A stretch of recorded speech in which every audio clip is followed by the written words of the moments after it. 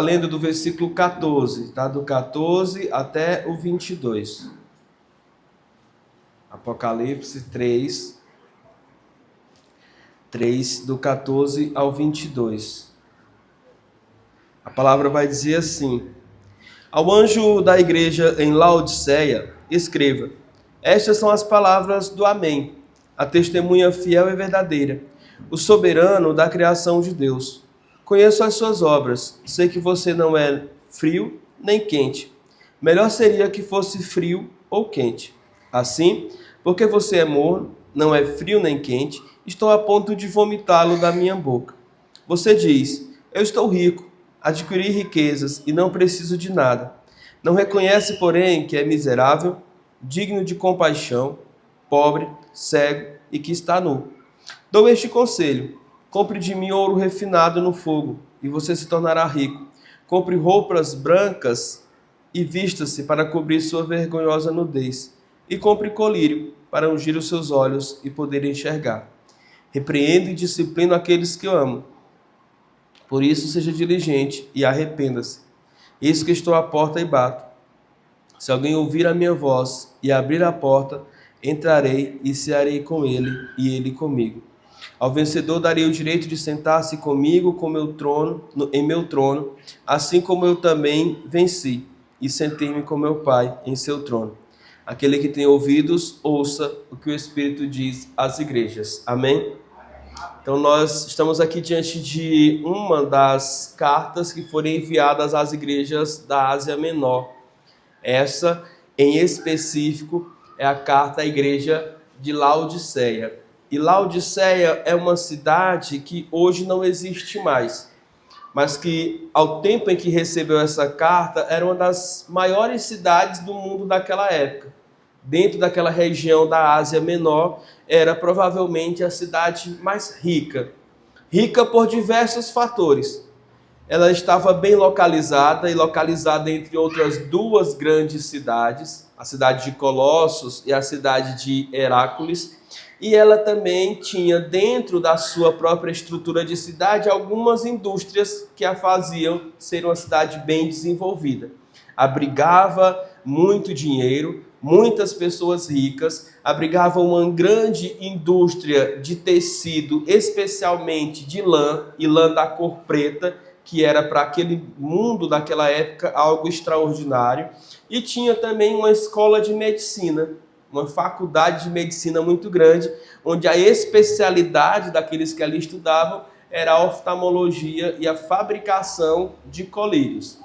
Aí você imagina, num tempo daquele, a pessoa que andava com os olhos cheios de terra por conta das estradas, da poeira e de tudo mais que vinha, ter uma cidade fabricando colírios, vendendo seus colírios, podendo aliviar as dores imediatas dos olhos dos viajantes, era uma cidade que, consequentemente, acumulou para si muito dinheiro. Uma outra coisa que é uma curiosidade bastante interessante, que tem a ver com o texto da carta, provando que Jesus conhecia bem aquela cidade, principalmente aquela igreja, é que ela não tinha fontes de águas próprias. Então, Laodiceia não bebia da sua própria água. Mas como eles eram ricos o suficiente, eles construíram aquedutos, ou seja, pontes que carregavam água de um lugar para o outro. E eles recebiam água tanto da cidade de Herápolis como da cidade de Colossos. Só que tinha uma diferença bem interessante. A água de uma das cidades era fria, extremamente fria, e a água da outra cidade era termal, era quente, extremamente quente. Só que quando ambas se juntavam, resultavam exatamente numa água morna. E devido à quantidade de cloro que havia nessa água, natural, cálcio e muitas outras coisas da própria rocha por onde ela passava, essa água chegava morna, chegava cheio desses componentes químicos, e quem bebia a água inicialmente sem fervê-la ou sem prepará-la, dava ânsia de vômito. Então veja como Jesus usou o contexto da cidade para se referir à realidade da igreja. A ideia central dessa carta é justamente essa, de que Jesus, quando vê a igreja dele vivendo de forma errada, vem para restaurar. Vem para chamar a igreja ao arrependimento, à restauração, ao encontro com ele. E é isso que Jesus faz. Primeiro, ele identifica o problema da igreja. Jesus, ao identificar o problema dessa igreja, ele vai dizer o que ela tinha. Tá? A igreja, ela literalmente tinha perdido o fervor espiritual. A igreja, ela se tornou morna aos olhos de Deus ao perceber que ela era autossuficiente.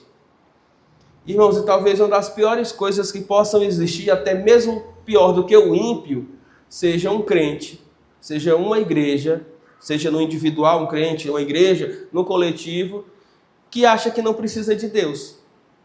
Ou que age como se não precisasse de Deus. Porque talvez para o ímpio, irmão Oswaldo, lá fora, tenha a chance de arrepender-se mediante a apresentação do Evangelho. Mas para o crente que já se considera cristão, que já se considera temente ao Senhor, mas que vive como se não temesse a Deus.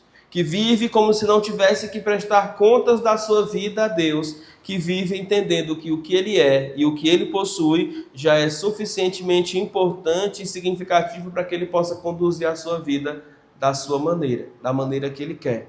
Esse era o problema dessa igreja. Além dessa autossuficiência que gerou neles a mornidão espiritual, vamos dizer assim, eles também eram orgulhosos. Orgulhosos por suas riquezas, orgulhosos pela sua capacidade de buscar água em outras cidades, orgulhosos por serem uma cidade que possui uma faculdade de medicina com especialização em oftalmologia, orgulhosos porque eles simplesmente se consideravam melhores que as outras igrejas da região. As suas roupas eram melhores, as suas ofertas e dízimos levantados eram maiores, a sua condição de cuidar de si mesmo era bem melhor. Sabe, muitas vezes nós temos perdido o desejo e o entusiasmo de servir ao Senhor.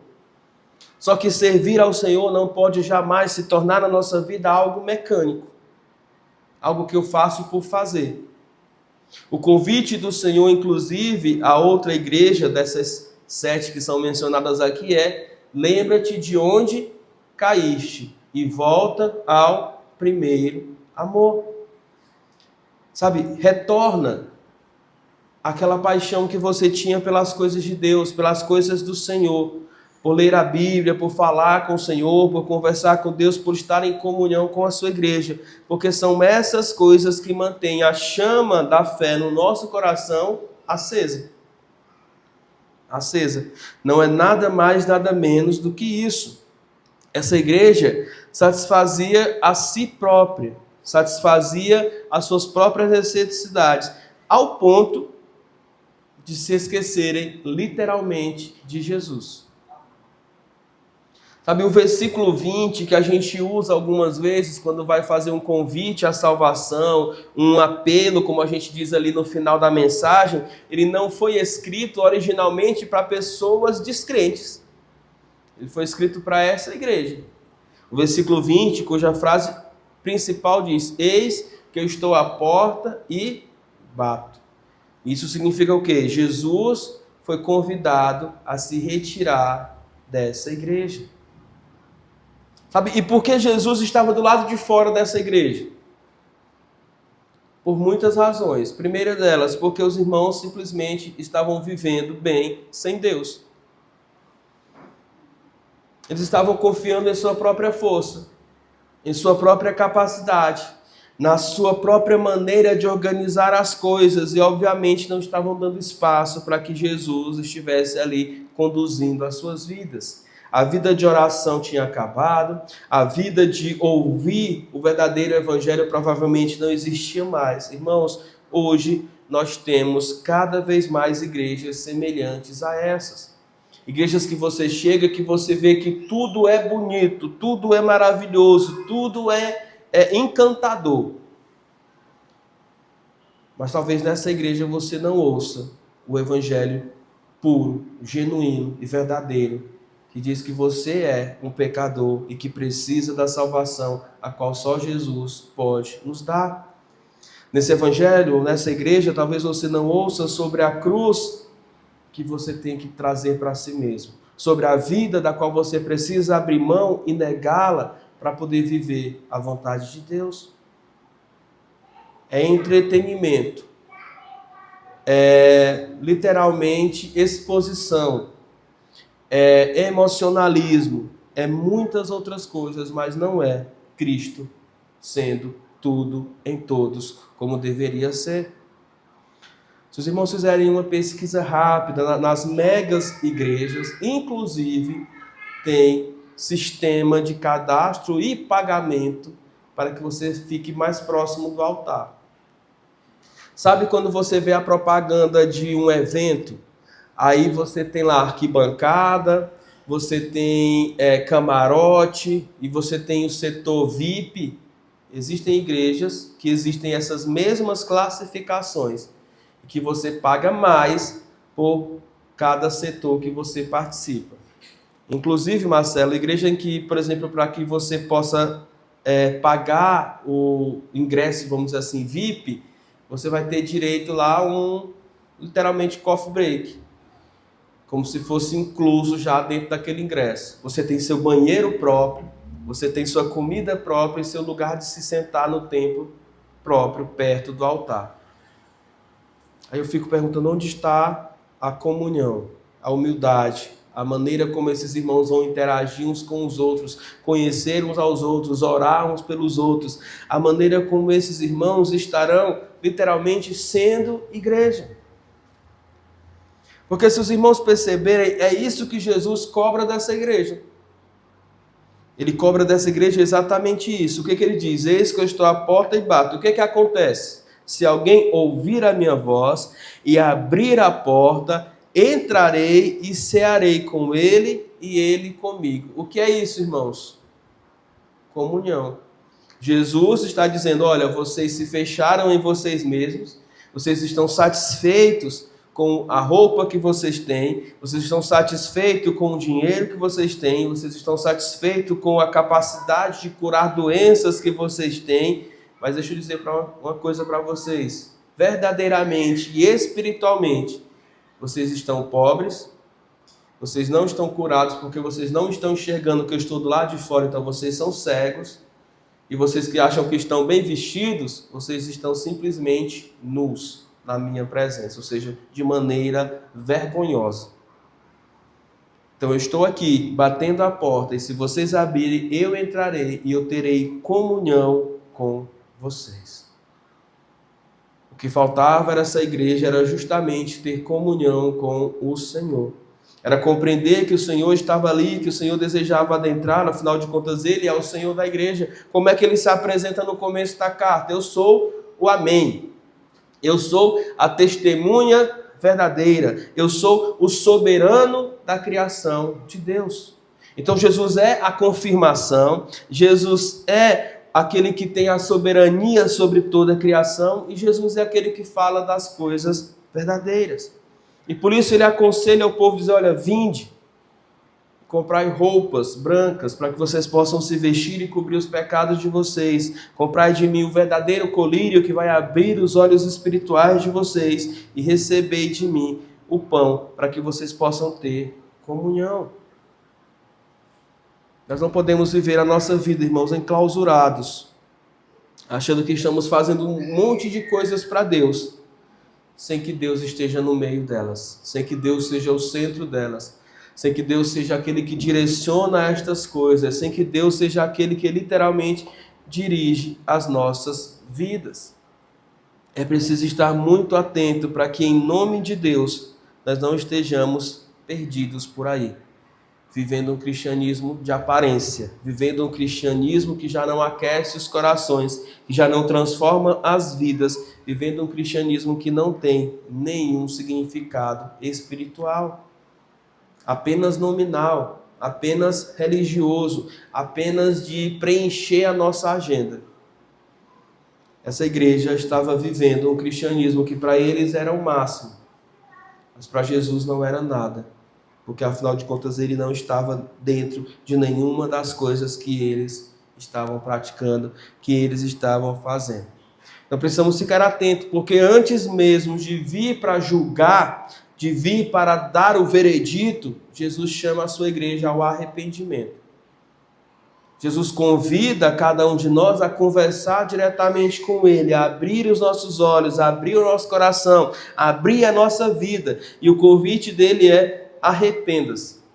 Arrependa-se, porque eu estou aqui, estou à porta do seu coração e eu preciso de novo fazer morada nele. Eu quero ceiar contigo, eu quero viver contigo, eu quero ter comunhão contigo, desde que você permita que isso aconteça. Nós precisamos estar atentos, muito atentos, abrir os olhos, porque esta igreja, consequentemente, recebeu esse convite da parte do Senhor. Hoje, o Senhor nos convida. Não podemos viver como os crentes de Laodiceia, vivos ali, mas sem a verdadeira vida espiritual. Trabalhando, porém sem fervor pela obra de Deus. Servindo, porém sem o Senhor da obra. Sem Deus e sem Jesus nada podemos fazer. Precisamos estar atentos, cuidar para que o nosso fervor espiritual não seja esvaziado diante das circunstâncias e do próprio dia a dia. Cuidar para que o temor do Senhor continue mantendo acesas as chamas do nosso coração por Ele. Cuidar para que o Senhor continue sendo o verdadeiro Deus. Estar atento à voz dEle e preparado para abrir a porta do nosso coração todas as vezes que Ele bater nela. Porque Ele vai bater. Ele não vai permitir que nos percamos sem que Ele faça a tentativa. Sem que Ele esteja ali, insistentemente, nos chamando ao arrependimento.